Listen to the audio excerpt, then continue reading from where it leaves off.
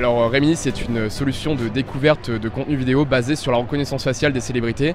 Alors est-ce qu'il vous est déjà arrivé de regarder la télévision et de vous dire mais qui est cette personne? Je l'ai déjà vu quelque part, mais vous êtes incapable de vous rappeler du nom.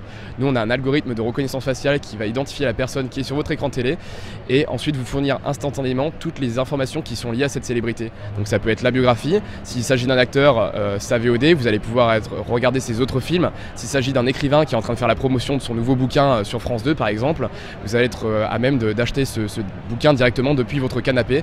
En fait, l'idée c'est vraiment de vous fournir une expérience inédite qui vous permette d'obtenir l'identité de toutes les personnes qui sont sur votre écran télé, tout en étant au plus proche de leur contenu et donc d'avoir accès aux dernières actualités de ces personnes et aux produits qu'ils sont justement en train de promouvoir sur votre télévision.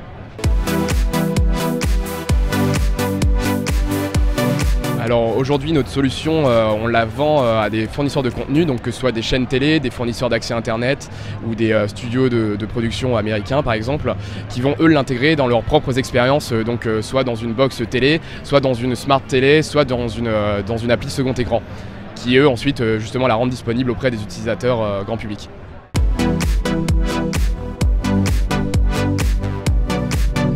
Éthique French Tech, c'est un peu un label, un gage de qualité, parce qu'on sait qu'en France on a de bonnes universités, notamment en termes de recherche. Nous on est très axé recherche et développement. C'est un terme aussi, un côté sexy qui est très lié à la French Touch.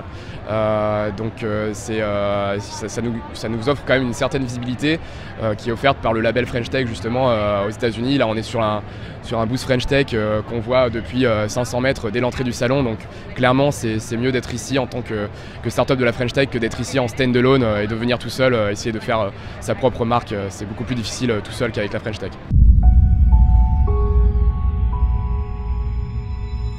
En 2016, on lance aussi la techno qui fonctionne sur toute la télé en direct, donc on va être capable de reconnaître n'importe qui, vraiment à n'importe quel moment, sur n'importe quelle chaîne télévisée. Donc ce qui est vraiment une innovation très importante dans le milieu télé, parce que personne n'a encore été capable de le faire. On a été approché par des acteurs comme Samsung, etc., qui nous ont demandé de justement les contacter dès qu'on avait cette techno. Donc pour nous, c'est aussi un signe que ça y est, ça va décoller. On a une techno qui est inédite et voilà, on est prêt à y aller. Et c'est pour ça qu'on souhaite se développer aux États-Unis très rapidement cette année. Et on est notamment à la recherche de fonds, parce que jusqu'à maintenant on n'a pas eu besoin de lever des fonds. On a eu de la chance d'avoir des contrats qui sont rentrés assez rapidement, qui nous ont permis d'embaucher sans avoir besoin de lever des fonds, mais là on veut justement s'étendre très rapidement aux États-Unis et donc on cherche à faire une belle levée de fonds pour ça.